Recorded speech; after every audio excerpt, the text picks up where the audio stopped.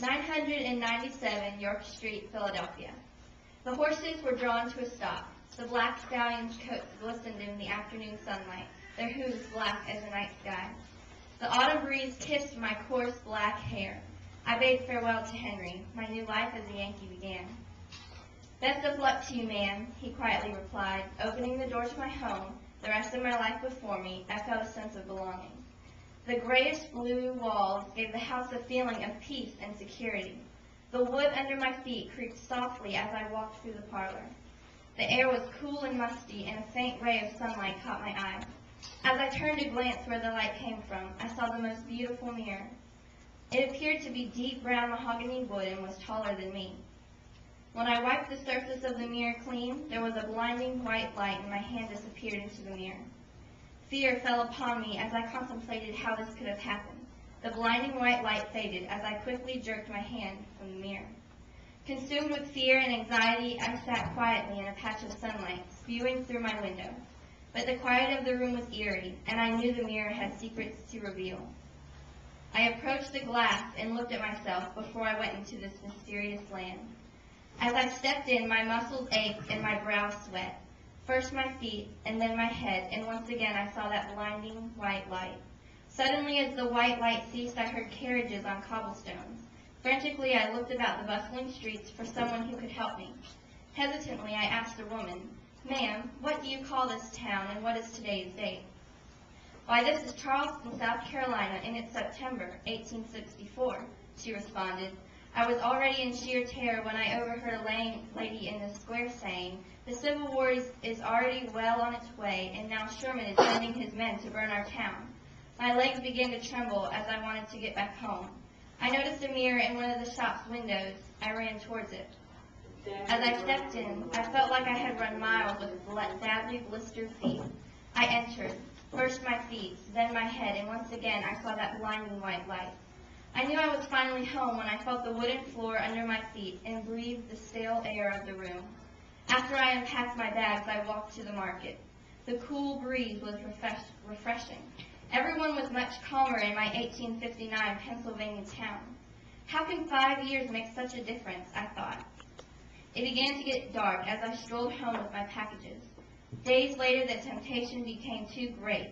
I had to return to the mirror. This time, as I walked through it, I felt knives piercing my skin. First my feet, then my head, and once again that blinding white light.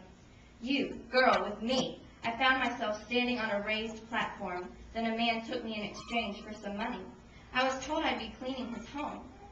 On a side table in this home, I saw a photograph of others, like me, who were enslaved by this man. As I looked deep into the picture, I swear I saw Henry and myself. I felt weak and needed rest. I stashed the photo in my apron pocket. To escape, I quickly stepped into a mirror in an adjacent room. First my feet, then my head in the familiar blinding white light. As I came through the mirror, I felt a warm, rushing substance on my arm. My entire body hurt and my dress was stained with blood. Later in the day, as I walked in the park, I thought about the mirror. To my surprise, Henry approached me. "Miss Ecklebury, are you okay? You look very depressed and fatigued," he questioned. "I'll be all right, Henry." "Okay, ma'am, you just look lost in thought," he replied with concern. "Maybe I'd come check on you later to make sure," he said. Henry was right, though. I had been feeling down and considered not returning to the mirror. But those poor people in that lost land, they needed me. I had to return to help them. I succumbed to the temptation no matter what the cost. As I walked into the mirror this time, I screamed from the pain. I could feel my flesh being ripped from me. First my feet, then my head, and again I saw that blinding white light. This time I was forced to work in fields with other ladies, and worse, the children. The thorny cotton plants cut my hands so badly they bled. As I began to walk away, I felt the cracking of a whip.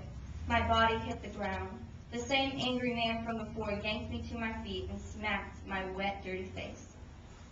When the long day was finally over, I returned, beaten and humiliated, to my room. I had not made a difference in this place as I had hoped.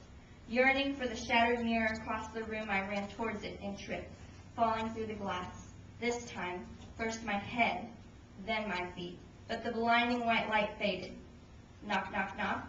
"Ma'am, it's Henry," "Time for your carriage ride," I called. The door creaked open. "Miss Ecklemury, are you all right in there?" I heard a loud thud. As I walked in, I saw Charlotte McEcklemury on the floor, surrounded in a pool of her own blood next to a mirror. Her outstretched hand revealed a photograph. Stooping to look at it, I lost my breath, realizing it was me, bound in chains, enslaved, in this picture dated 1864.